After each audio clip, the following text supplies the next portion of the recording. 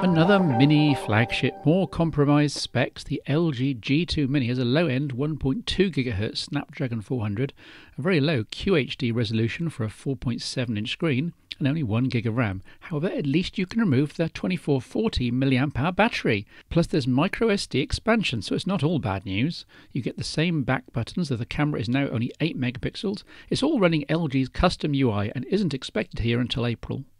Sony's on a bit of a roll recently. Here's the entry-level Xperia E1 with just a 4-inch WVGA display, a low-end dual-core processor clocked at 1.2 GHz, 512MB of RAM and just 4 gig of internal storage plus microSD. Now, aside from the positioning, the USB here is the 100 dB speaker on the back, and you all know how much I like my phones to have loud speakers. Remember the days when a phone was a phone and was this size? I do, rather fondly. Yes, watching Netflix or YouTube on something this size or web browsing isn't anywhere near as satisfying, but then haven't we all got other computing devices for all that?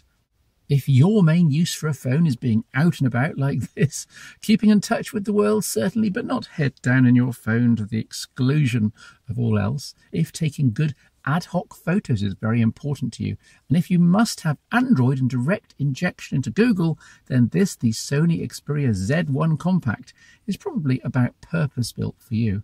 It's also significant, and it's the first time in the modern age that we've seen a manufacturer put the same high-spec internals into a small phone as they do into their 5-inch screen flagship. The Z1 Compact has the same 2.2 GHz Snapdragon 800 processor and 2 gig of RAM as its bigger predecessor. That's a lot when there are only 720 horizontal pixels to throw around. Moreover, it's got the same 21 megapixel 1/2.3-inch Exmor R censored pure view camera like the Z1. We've talked on the Phone Show Chat podcast quite a bit about a phone-sized phone, and while I realise this is a bit disingenuous, after all, a phone is a phone at any size by my own admission, what's meant by this is a device that can be held securely and used fully with one hand and that will fit in any pocket, as opposed to monster devices that need 2 hands to hold and use, which constantly get in the way when pocketed. But the Z1 Compact is the phone-sized phone that many have been waiting for. Or is it? It turns out the Z1 Compact isn't quite perfect after all. I'm not talking about spec decreases from the Z1. The 720p screen here and the smaller 2300 mAh battery, both of these make sense in terms of the size reduction, and they don't impact use in any way. In fact, the Z1 Compact battery life is a lot better than the Z's, in part because the use case for the phone is, well, quite different. Where I'm going to be picky, and this won't surprise anyone, is in the camera performance. You see, this is apparently as good as it gets in the Android world, and yet maybe I've been spoiled by the use of things like the Nokia Lumia 1020 and the 808. This isn't as good as it should be. Take this snap, for example. The colours are a bit skewed. Here from my Nokia is what the Clubhouse should look like.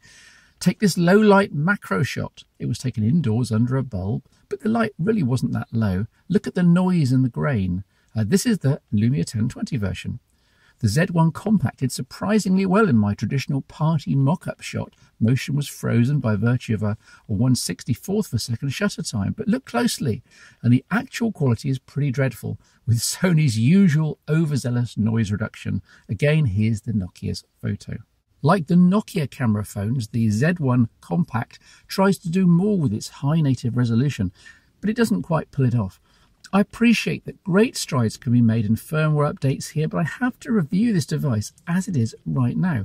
There's no evidence of any kind of sophisticated oversampling, any kind of purity Nokia style to reduce the noise in the 8 megapixel output.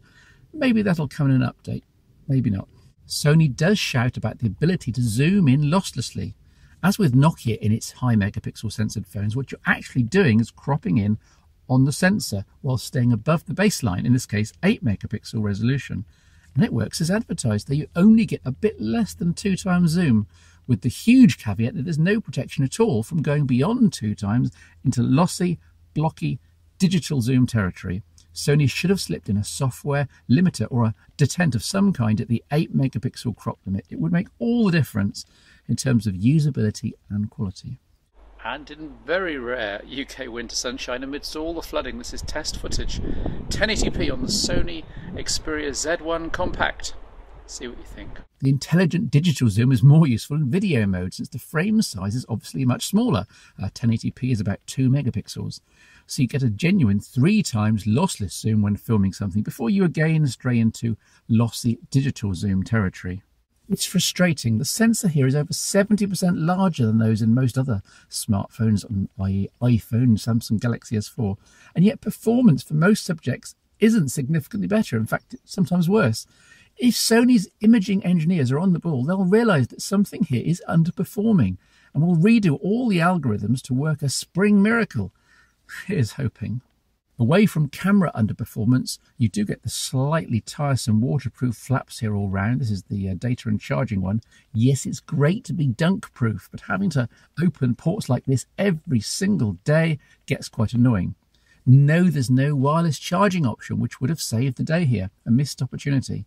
Though Sony will claim that its magnetic charging dock will help here, as on the Z1 on the left side are 2 metal contacts.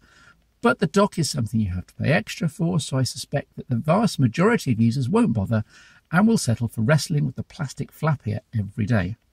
The power button is still circular and quirky, but it's growing on me. I can find it without looking, which is a great help. But I cannot forgive the stupid, tiny and fiddly camera shutter button here. It's quite easily the worst shutter button I've ever used on anything, including £5 toy plastic cameras. It's hard to find, hard to press all the way down, and every single time you manage to do it, there's so much pressure that you end up jarring the device. And with no OIS in the aforementioned camera, you get a blurred photo, so you have to use the on-screen shutter icon instead.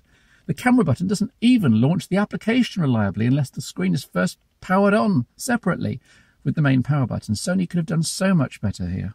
Down at the bottom is what looks like a huge speaker aperture, but further investigation reveals a much smaller speaker over on the left-hand side of the grille. Audio quality for podcasts and music is okay, but though without breaking any volume records, this is maximum volume, so everything could definitely be louder.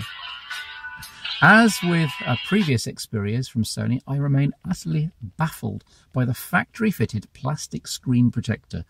It's more scratchable than the Gorilla Glass underneath. It shows fingerprints more. It feels awful. It attracts dust. And all for what? So if dropped, the bits of glass won't fall off and injure someone? I've heard of safety first, but this is ridiculous. The 4.3-inch screen is okay, but it's hard to enthuse too much about what's in truth a very average LCD panel. For something far better, compare this with the HTC One, for example. At this screen size, you won't be watching too many movies, but there's simply no comparison to viewing a captured photo on a, say, Galaxy S4 or similar and gasping at the colours. As usual, there's Sony's attempt to fix things in software with X-Reality for mobile, a way of boosting colours and contrast in software when viewing photos or videos, but this shouldn't be necessary at all. Sony, look, just use a better screen technology in the first place, please. I was dismayed to see, as with other Xperia handsets, over and above the usual Android app set, there's all of Sony's own media shops.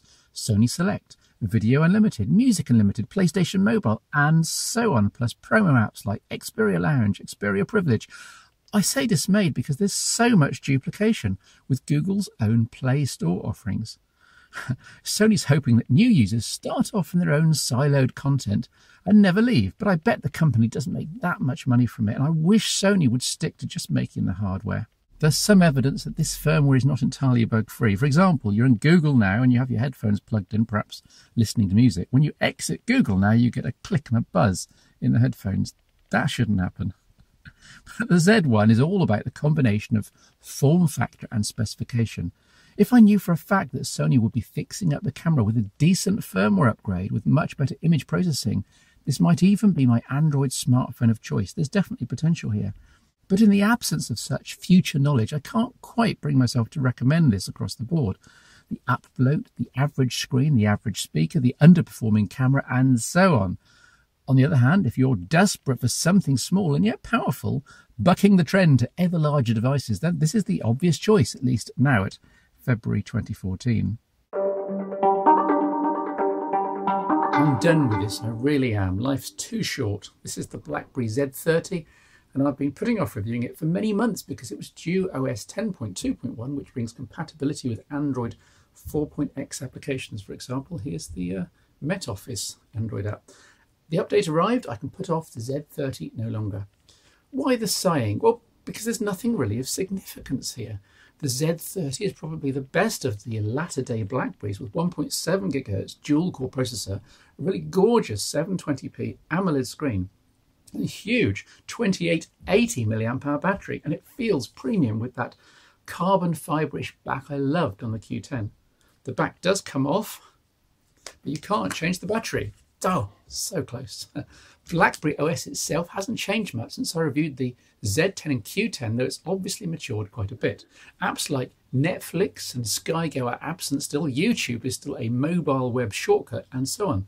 What's new is that you can now run Android 4.x applications if you fiddle in the settings to turn this on, and if you manage to find somewhere to legally grab Android.apk installers, or you turn to a hack like Snap or the Russian Yandex store, which then refuses to work properly, and the apps you do sideload have to live with an ugly bar at the bottom of the screen and don't all work seamlessly in the first place. It's really not worth it. The Z10 is a lovely smartphone, but only if you want a Blackberry OS 10 device in the first place. If you want something that can run Android, then for goodness sake, just get a Moto G or Nexus 5 or Galaxy S3 or similar, all for less money.